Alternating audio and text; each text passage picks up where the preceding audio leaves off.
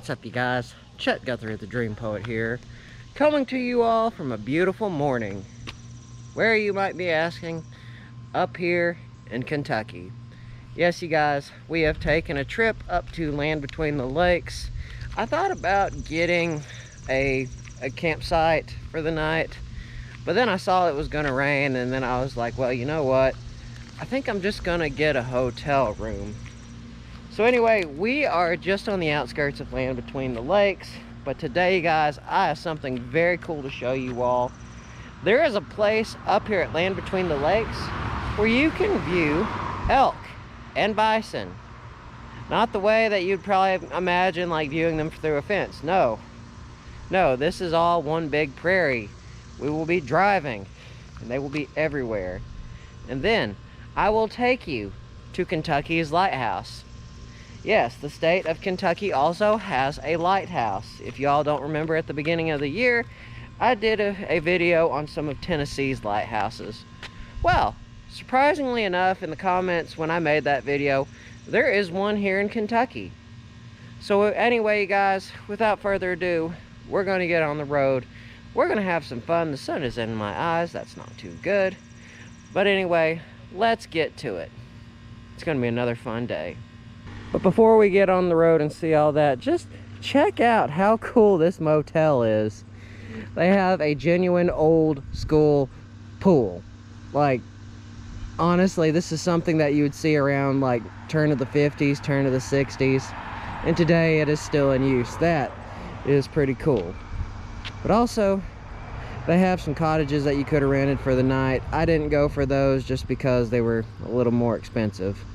So anyway, guys, let's go have some fun.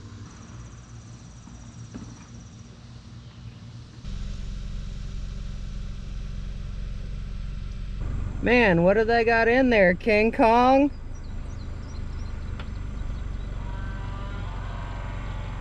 Okay, now, am I gonna see a T-Rex while I'm here? That's what I feel like. This puts off some serious Jurassic Park vibes. By the way, guys, it only cost me $5, so honestly, so totally worth it.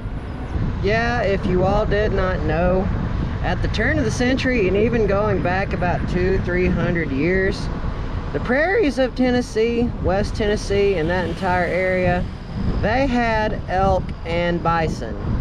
If you can truly believe it, elk they brought back to the state of Tennessee. Bison, not so much. I would one day like to see it, though. Speaking of seeing, where are all the buffaloes at? And speaking of that, it does look like there is a marker you can read. So I'm gonna check it out real quick. By the way, something to know if you do come here. If you see bison or elk that come up to your car within 200 feet, stay in your car, because they can get mad and provoked, and they could do some serious damage. People on the prairie. So it kind of looks like what the Native Americans saw and what the early settlers saw and what the people who more or less came before them saw. You have 1720, 1780, and 1830. This right here looks like probably the Shawnee, because this is the Shawnees of the area. Well, that doesn't work. Oh.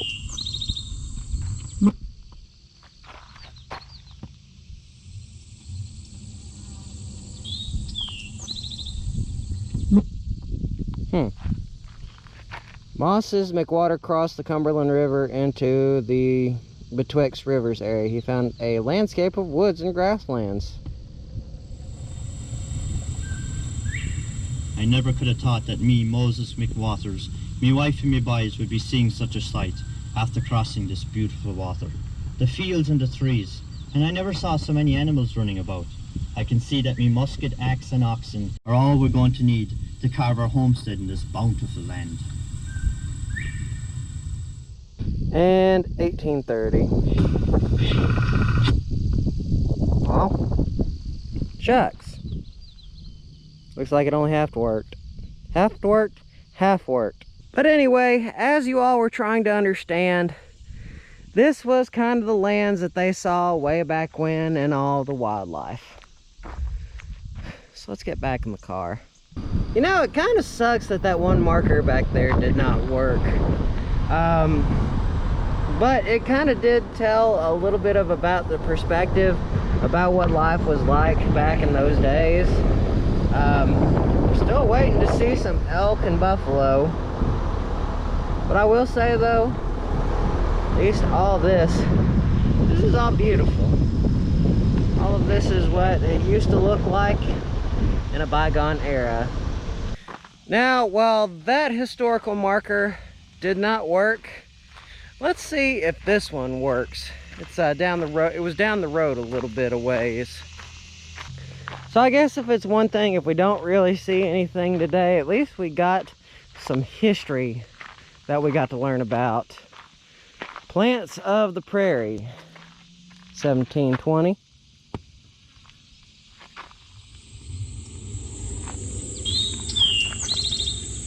Wewashaki Gillen.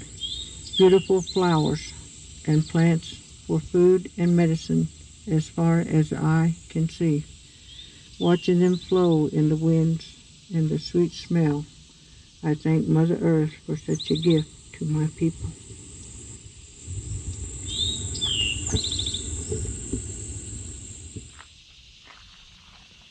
Try 1770.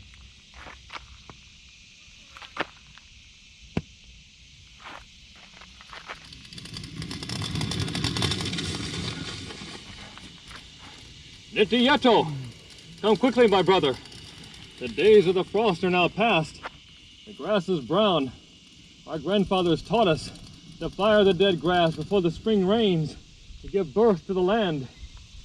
Keeping the land open brings the buffalo, the deer, and his brother the elk to feed. This is good for our hunting.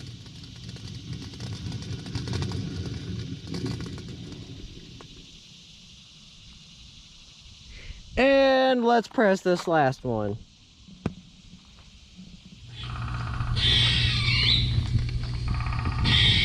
We ain't seen no Indians around here in a long time now. Of course, with them not burning the brush, and the buffalo and the elk all gone, the grasslands are disappearing and growing up in the trees.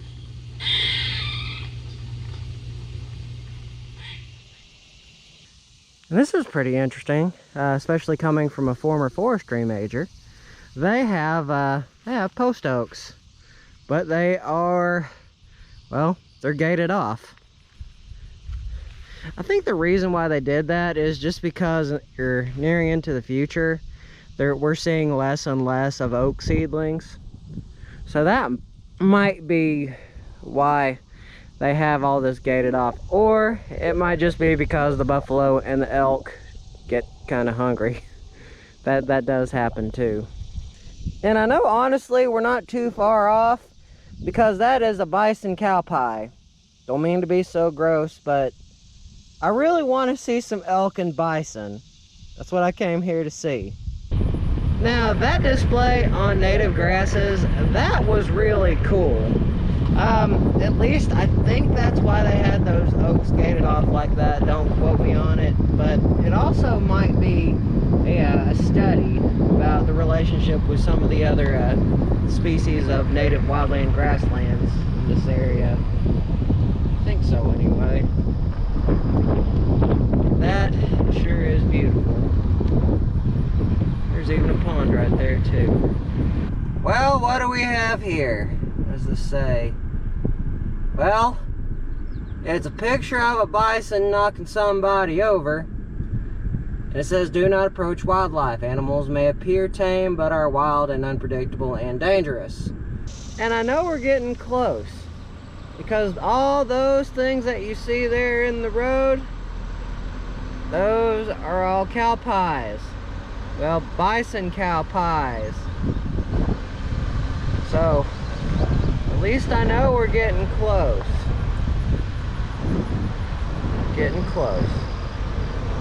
And now we're finally starting to see some stuff. There you guys, right there, are the buffalo grazing. Minding their own business. trying to get out of the heat. All around there, they're just enjoying themselves. Yeah, that guy right there is just laying down. Looks like, well, he's my spirit animal, because I feel passed out too. So there's that one guy that's just running back into the woods. And there's a little guy right there. You know what? If he wasn't such a big, unpredictable animal, I'd like to get closer, but I can't, because I know for a fact that guy could, that beast right there could maul me, and that would not be good. Oh, he's got himself a flea. I think that's a flea. I think he's got himself a flea. Guy on a buffalo. You know what, you guys? I am not sure how well it is translating on my GoPro, but I think that's probably about as close as we're gonna get to him. That guy is just minding his own business, laying in the grass, being my spirit animal, because that's how I feel. And plus it looks like he's just having a heat moment. Hey buddy, I think you need some water. Hey buddy. Bye buddy. See y'all later. And he's falling asleep.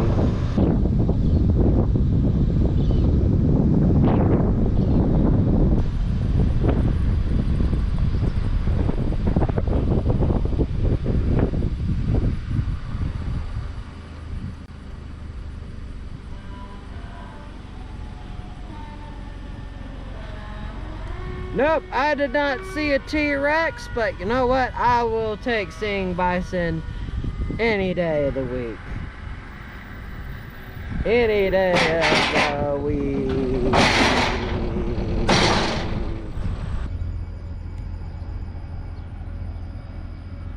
This feels weird. I feel like I've set foot back in Florida, but I drove all the way into Kentucky. Tell me how that works. But I'm not gonna lie, seeing sailboats again makes me feel right at home. And I don't know whose idea it was to do this, but I think this is really awesome. Someone took an old sailboat and they turned it into a flower bed. That is really cool. Just check that out. I wonder if it's got a name. The Molly Bloom. So the marina here took the Molly Bloom, which I imagine was an abandoned sailboat or somebody just didn't pay their bill, and they turned it into a flower bed. Or maybe it finally just saw its use, and maybe they finally just decided to do something else different with it. That is a decent sized keel though.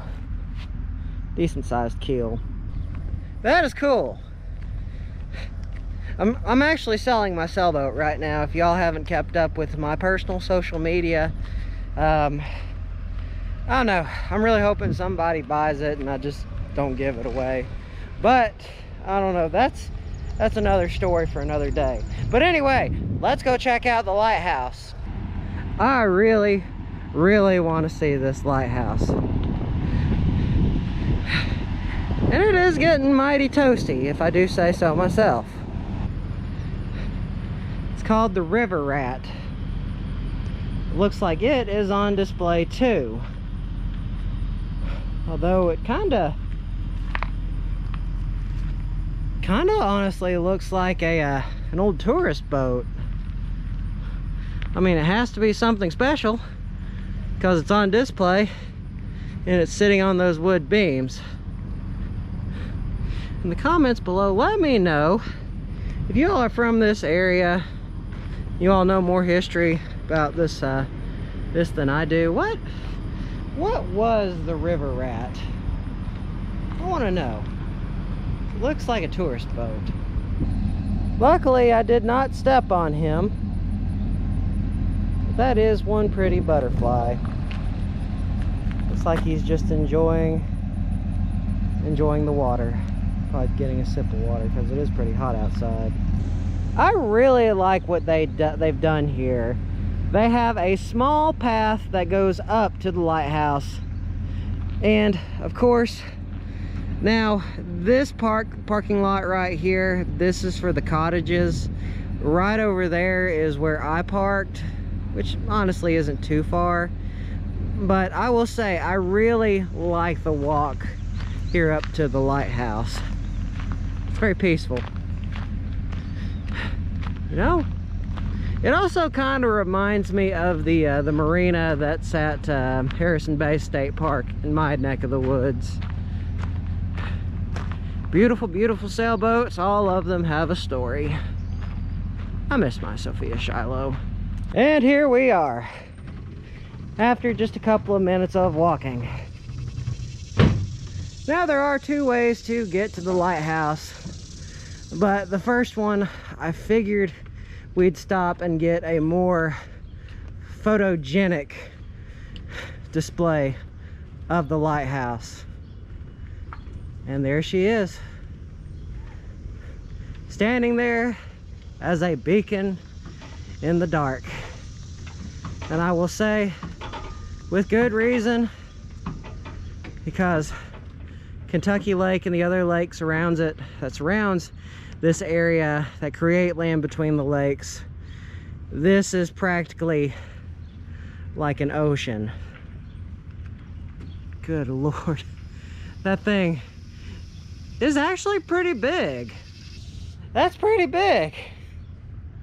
Now let's walk up to it. Let's get a better view, shall we? Shall we? Shall we? Honestly, by the way all of this feels, it kind of feels like this should be in a New England area, kind of like a New England setting, or at least that's the vibe that I'm getting from it.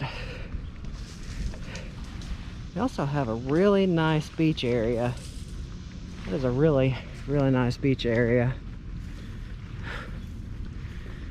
And as you all can tell, as I was saying, Kentucky Lake is gigantic. There's even an echo too. And here we are. Here's the lighthouse. I wonder if anything is inside of it. Well, not really. Of course, I know why they would have that cut off. Just because I imagine some people would get crazy and try to do some harm to this lighthouse. So you guys, if you all did not know, there is indeed a lighthouse here in the state of Kentucky. Yes, this is proof. Very much proof. And it's not a small one either. I'm guessing it probably stands at least 15 feet high. It feels good just to get in the shade too. I really miss my sailboat. If I haven't said it already, I miss my sailboat.